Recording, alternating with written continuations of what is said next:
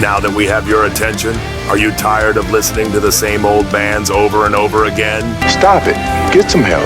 Want to expand your CD collection, but were told by your only friend to save your money? No, God! Are you one of those types of people that believes all new music sucks? Beta! Then get ready to be blown away.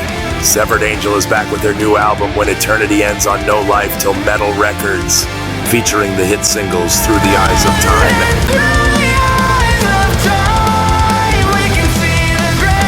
and Cry Out to the World. When Eternity Ends will be released on Friday, March 28th. Go to severedangel.com to buy your copy today. Severed Angels When Eternity Ends. Buy your copy today, or else. You are a waffle!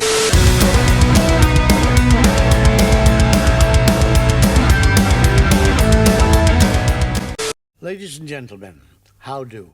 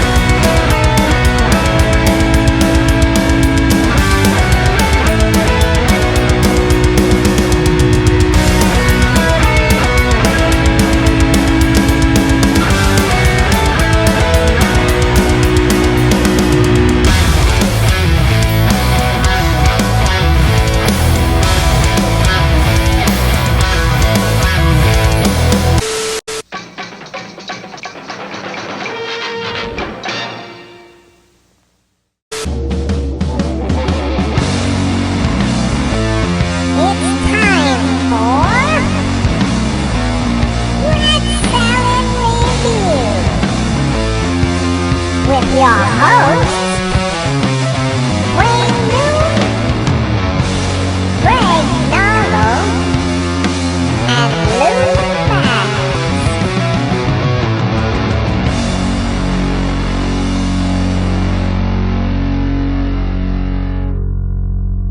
Ladies and gentlemen, welcome to Ratsa Review. This is your host, Lou Mavs. Wayne Newton is not available today because he's currently being audited by Doge. No, I'm just kidding. But I am here and happy to say that my guest today warrants no introduction, but he's worthy of one anyway. He's responsible for the music of our youth, sporting events, one-night stands, and wedding dances. Not just as a drummer, but as a songwriter. And if you've been living in a morphine-induced coma for the last 50 years, here's a glimpse of his songwriting talent. He's a woman, she's a man. Loving You Sunday Morning, Another Piece of Meat. Is There Anybody There? Almost all of the Animal Magnetism album, including Make It Real, Don't Make No Promises Your Body Can Keep, The Zoo, and the title track. Blackout, You Give Me All I Need. Now, Dynamite, Arizona, Bad Boys Running Wild, and the most famous one, Rock You Like a Hurricane. I could keep going on, but he knows his accolades, and if you don't know them, shame on you. Need I say more? He has a new album of classic covers from the 1980s dropping on April 11th called What About Love, where you can hear covers of the songs What About Love, originally by Heart, and Love is a Battlefield, originally by Pat Benatar on all streaming media sites.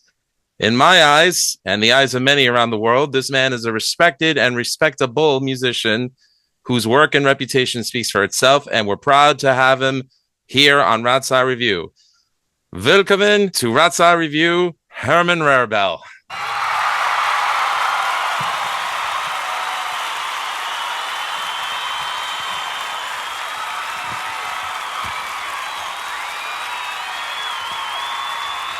Hello, hello. Good to see you, sir. How are you doing today? Thank you very much, and I hope you guys too. Everything good. Excellent, excellent. So, first line of questioning is going to be about the new album. What About Love? The track listing looks insane in a great way. You got In the Air Tonight from Phil Collins. I Want to Know What Love Is from Foreigner. Every Breath You Take from The Police. Of course, that's the song that made me a fan of theirs in the first place. Sweet Child of Mine, Here I Go Again. I mean, you really have your pick of the litter here. And on top of that, you have a who's who of musicians playing with you on this record. You have Michael Voss, who's a frequent contributor of Michael Schenker. You have Dan Huff, who's a very well-respected producer and guitar player out in Nashville. Howard Leese, former Heart guitar player. Bob Daisley of Uriah Heep, Gary Moore, Ozzy, and Rainbow, as the reason why I'm wearing my Rainbow shirt today. Neil Carter of UFO and Gary Moore, and Jim Valance, who co-wrote songs with Bryan Adams and with the Scorpions in the late 80s. So the question is, from the two singles that I've heard, it sounds incredibly well produced and the musicianship sounds really tight. Were you able to get everyone that you wanted to on board from the beginning? I tell you, yes. I was very surprised when we did What About Love, because I think this song fits perfect in the time which we live now. When I look around me, there's hate, hate, hate. There's not enough love for me there, you know. So when I sent this idea to my co-producer, Michael Voss, you know, he said to me, well, why don't we phone the original people who played on it? Maybe they want to play again. So we got in contact with Howard, who said immediately, yes. We got in contact with Dan Huff, who loved the idea. And he said, yeah, we're behind you with this idea. This should be the message to the world, you know, what about love, you know? So they're all played, by the way, for nothing. They didn't want to have a penny from me because they felt very honored to deliver this message. And the same goes for Bob Daisley, who lives now in Australia. And Jim Valance, as you know, wrote the song basically. So he's even in my video. You can see him behind the keyboards, you know. So all those musicians I know for many years, as you can imagine, I toured with them. So for me, making this album was actually a tribute to the 80s and the bands who made this. As you remember, in 84, for example, John Jett, you know, was our opening act, you know, with I Love Rock and Roll, you know. She toured 4 months with us to Europe, and every night I see all those thousands of kids singing along. Even when we left already the stage, they're still singing I Love Rock and Roll. And then I chose, of course, songs from bands we played with, like Whitesnake, you know. For me, the best Whitesnake song was always Here I Go Again.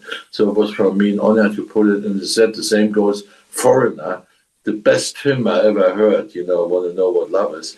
And I think that Van der Forst and Michael Voss sang it really great, you know, and I think the version we did on it sounds awesome. So for me, also the girl song, as you can hear, she sings really good Pat Benatar, you know, I Want to Know Love Is a Battlefield, you know. Mm-hmm. This is the stepdaughter, by the way, from Michael Voss, the girl, Van der Forst. Right. And it's funny that you mentioned that Joan Jett was the opening act for the Scorpions. So in 84, I was 4 years old, but that's when I discovered Scorpions because my older brother had a cassette of Love at First Sting. Oh, no. So no. Oh, yes, because that was like Def Leppard's Pyromania and Quiet Riot's Mental Health. That was a gateway album for me to hard rock and heavy metal. And it changed my life for the better. So no, oh no, oh yes, and oh thank you. So It's good to hear this, you know. Yeah, but I never knew that Joan Jett was an opening act. I would have thought that she would have been too, I guess, punk, even though she was commercially acceptable as a pop artist. The whole European tour she did, this was 84, you know. Okay. He had also John Bon Jovi was an opening act for us once, you know. That's you know, when he just before he had his hits, you know. We played again with him at the Moscow Music Peace Festival in '89, you know. But I remember all those times, you know. We also did the Monsters of Rock in '88, and before us played a band called Metallica. So was also one. All those bands are much bigger now than the Scorpions, you know, which is funny, you know. Oh, the United States Monsters of Rock tour of '88. Yes, man, I would have loved to have been there. Just to have seen. I mean, you know, I don't like referring to my favorite bands as in, you know, they had their heyday. I mean, you know, was it at the peak of popularity? Yeah, you could say that, but you know. It's great to know that the music of tours like that have stood the test of time, where people still say, yes, I love Dokken, or yes, I love Van Halen, or yes, I love Scorpions, or obviously to this day, yes, I love Metallica. It obviously did strike a nerve for fans, and we're talking almost 40 years after that tour even happened. So, you know, and I know people that went to that tour. And some of them say the Scorpions were the best band, so don't sell yourself short. When you saw Rainbow, was Cozy Powell still with the band then? The drummer. I never did see Rainbow. Because we toured with them. Richie Blackmore and Cozy Powell was the drummer at that time. Yeah, no, again, these were cassettes that this was music that I learned from my brothers. Oh, So, around the time that I discovered Scorpions with Love at First Sting at 4 years old in 1984, my brother had Bent Out of Shape, their 83 album with the hit Street of Dreams. But I didn't discover the music that they did with Ronnie and Bob Daisley and Cozy Powell until my teenage years. So you can imagine when I first heard Stargazer, I was blown away. And I was like, how come nobody's talking about this music now? Now they do. But, in the 90s when I was a teenager, it was Pearl Jam and Nirvana. That's okay. We forgive you all. This was the change. Absolutely. From the 90s on, you had Nirvana and bands like this, Big change in music at that time, Yeah. And I'm not saying it was bad, but to me, it's like, there's either music that you like or there's music that you don't. And for me, nobody should be judged for the music that they do like, because to them it's good, it has value, even if it's not popular, which is why I never subscribed to the viewpoint of MTV when they, poo-pooed away, all the bands that helped them make it to, to where they ended up becoming. But, neither here nor there. That's a topic for a different discussion. But were there other musicians that you would have liked to have included, or pretty much you got everyone you needed?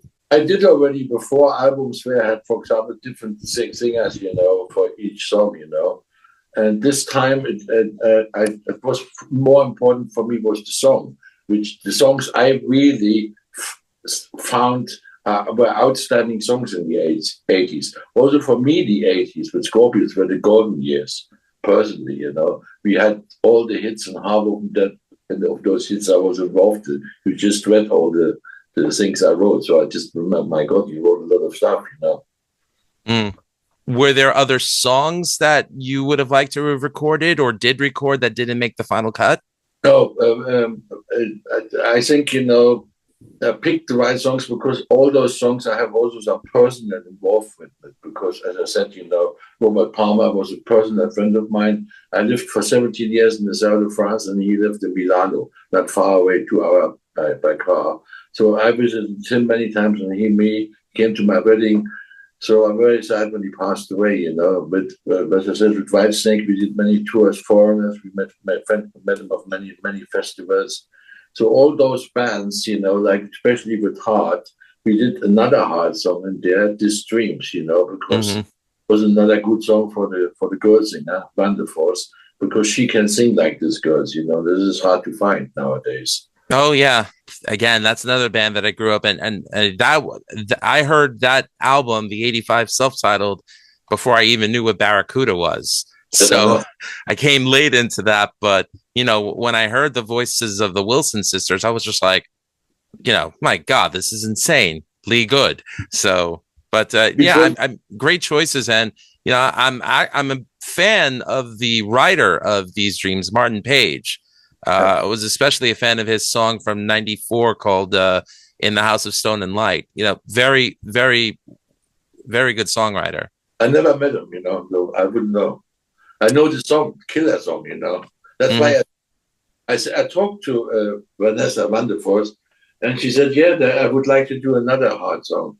And I said, well, you pick, And she came up and said, yep, perfect choice, That's how this came together, But now the next single we're going to release is a Scorpions song, Passion Rules the Game, because I made this new, and since it is my song, I made some changes in there, there's a new guitar solo in there, and both sing it, She gives, which I think is very nice story now. Yeah, passion is like in real life. Passion is the reason, is the game, And that was on the album Herman Rarebell and Friends, Herman Scorpion Songs. Yeah, it was on there, And also, but this time, I made a complete new version, so I'm very happy we did this. It sounds very modern now because of the girl being in there, it makes a difference for me at least, being the right, something new for me, Let's see what gets the most plays in radio, what they're picking, Can't wait. I'd definitely love to see it. Do you plan on taking this on the road, or do you have any avenues of promotion for it? No, what I'm doing right now, I introduce it to all you guys, and then you can hear it, you can spread the word. But for me, it's no point to go on tour if I'm not in the charts, because then nobody comes when you're not in the charts. So this is the first decision. Now, one of the songs had to get into the charts, and then I come with my band. If I'm still allowed to bring my band from Europe, otherwise I have to play with American musicians, but that's not a problem. I would phone Howard, and he probably knows people. He probably find a bass player because Bob Daisley is living right now in Australia. And God knows how expensive it is to fly out of there and how long it takes. So it will take very long to fly. But the other thing is, how long would the tour? If the tour, let's say, is a week and then is another week, right? He would have to fly back and forwards the whole time. It's much easier to find an American bass player who does the tour in America, and you have another bass player when you tour in Europe. It's easy for them. Main thing is those people play those songs like I have them on the record, because it's put on the record, and we worked on this for a long time, for a good 2 months, make everything perfect, to make them, at least some of the songs have, like Love is a Battlefield has a guitar solo on there now. Never was one before, but it fits perfectly in there, Understood. He plays it good. He plays it very good, I think. Do you find more freedom and pleasure in being a solo artist, or are there any parts of it where you sort of miss being part of a collective band?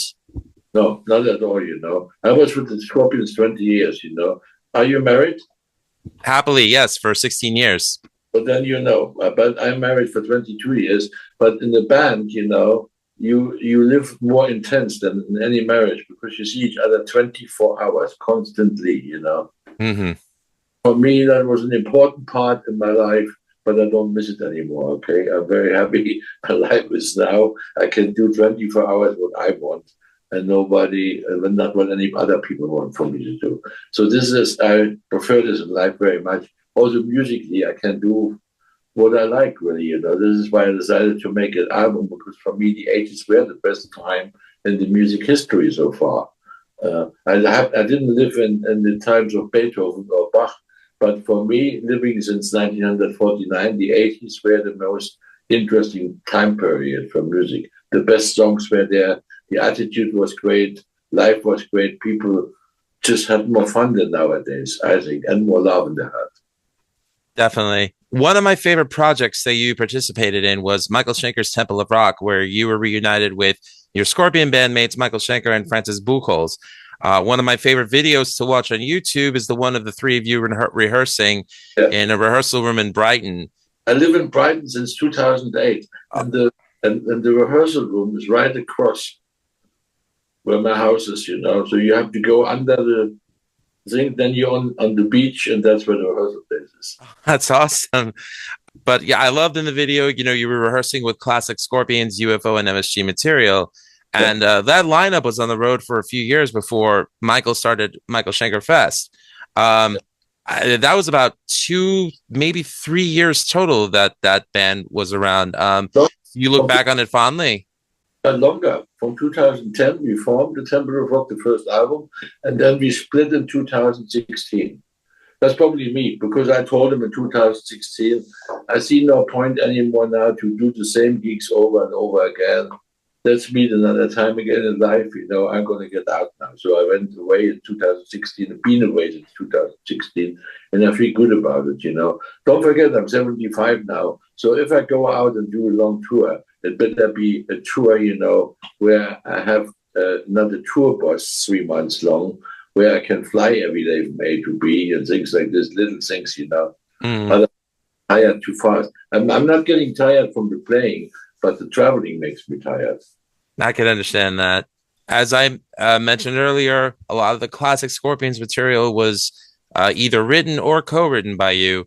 One thing that I would say was your biggest contributing factor to Scorpions, other than your great drumming, was your extended vocabulary of the English language and creating a more stylized and identifiable approach to the lyrics. It definitely gave the band a direction and an edge for the trajectory that they would take from 77 onward. Myself having family in Greece, I know it was difficult for most of them to speak English until the European Union came into play in 2000, 2001. But and I know you've mentioned it before that you had that extended vocabulary of the English language. How was it that it came to you so easily when, you listen to some of the earlier material and you see that some of the English is not that it's bad, but it's a little broken. But then, you hear it taken by force and it's like, whoa, what a change. Well, this is what I mean. I came in the band by taking by force. And my first song I wrote for the band was she's a woman, she's a man, that was the first song. And I remember I joined in 1900, I joined in 1977. And what happened then was we made the same year the album, Taken by Force, And so before that, we were sent to Paris for a promotional trip by the record company. So, of course, being young guys, we were 28, 29, we went to the Moulin Rouge district, to the Red Light district, looking at all the chicks there, And of course, come on, we were young and horny. Like I said, I have family in Europe. I hear about red light districts all the time. Continue. So we're sitting there, and I'm saying to Rudolph, look at this chick, doesn't she look hot? Yeah, he says, yeah. So this chick, walks towards the car. We're having an old Mercedes, 6 of them. And she walks towards, I'm sitting outside the window, so I'm rolling the window down. There comes this deep voice. Hi, guys, how are you? Listen, everybody think when the music is out, right? Anyway, this chick then, she left again, and we were sitting in the cars and we were laughing and joking, and I had the title. He's a woman, she's a man, Based on a true story. Okay. It's a really true story, All my lyrics were true story. Also Rocky Like a Hurricane. It's early morning and the sun comes out. Last night was shaking and pretty loud, My cat is purring and scratches my skin, so what is wrong with another sin? This was a true story. I put the curtains aside and the sun came out at 5 o'clock in Arizona. Fantastic view. This chick is still in bed there, laying there. I think I forgot her name, whatever, It was one of the typical party nights.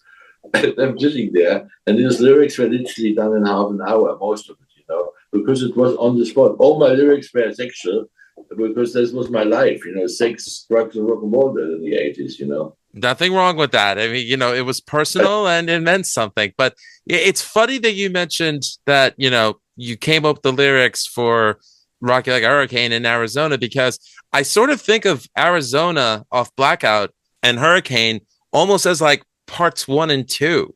Absolutely. I loved it. It was one of my favorite places when I first came to America, was obviously Arizona, Indiana land. When I was a kid, I seen this also, and I was fascinated, just dreaming to come there one day and be there. Now I'm in Arizona, and I bought myself even a house in Scottsdale, which I sold later on, but I had it right above the Mayo Clinic, so it was for me great to live there on and off, of course, Mm-hmm. But this country really, I met many girls, they're beautiful girls, and I think for me, all those songs, Arizona also, I wrote it there, and it still runs in the radio there, the classic rock stations, which is, but every time I come there, I look forward to the whole thing, and we come back, Aside from experience, who would you say was your greatest inspiration as a lyricist? Good question. Very good question. But I liked always the lyrics from Foreigner. And that was for me good influence, to be a good orientation point, But then obviously also lyrics from Paul Rogers, from Bad Company, Feels Like Making Love and stuff. That is still in my brain today. We were on the same wavelengths. I met him once at a Michael Jackson tribute in Phoenix, not Phoenix, in Memphis, Tennessee. Yeah, we played there. Many people came there. It was an Elvis tribute. We were all there playing the song, and we played Aunt Marie. And then I met him, and we shook hands, and he said, "Yeah, I've been many times in Germany. You remember Free?" I said, "All right now." Yeah, that's true. When I was a young man, about 1920. They played many, many great concerts there. I seen them live, Then later on in London, I saw my Bad Company. So for me, I'm a big Led Zeppelin fan, always from day one, Completely get that. Just a few more questions and we'll wrap up.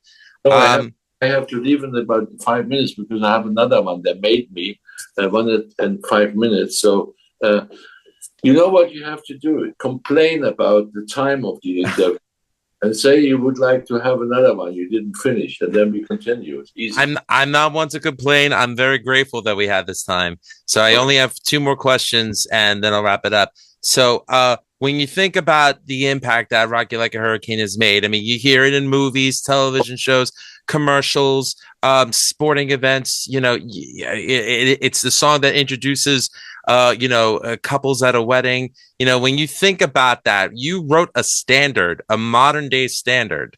Like, how do you feel about that? Like, when you look back on 40 years of that? I'm so happy I did this song because this is my retirement, my friend. Perfect. And also, last question. One of my favorite live albums. If I were to say my 5 favorite live albums in no order, I would say UFO, Strangers in the Night, Kiss Alive, Judas Priest, Unleashed in the East, Thin Lizzy, Live and Dangerous, and Scorpions, Tokyo Tapes. Ah, yeah. I mean, I heard Worldwide Live first, but when I looked back on, the back catalog and heard Tokyo Tapes, again, mind blown just by how good it sounded, how well it responded with the Japanese fans and the audiences. And, I'm a huge fan of Japanese culture. So when you look back on Japan, what do you think about it? Considering that really was the first country outside of Germany where the Scorpions broke. Absolutely. It was fantastic. Remember, he's come back there, because as you said, this is the time when Uli, he was the main guitar player then in those times.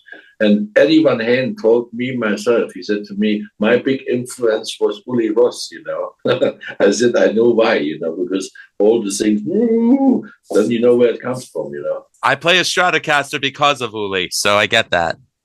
Exactly, So my favorite song I did with him is Saints of Sharon. It's my favorite Scorpion songs. Yes. I love that.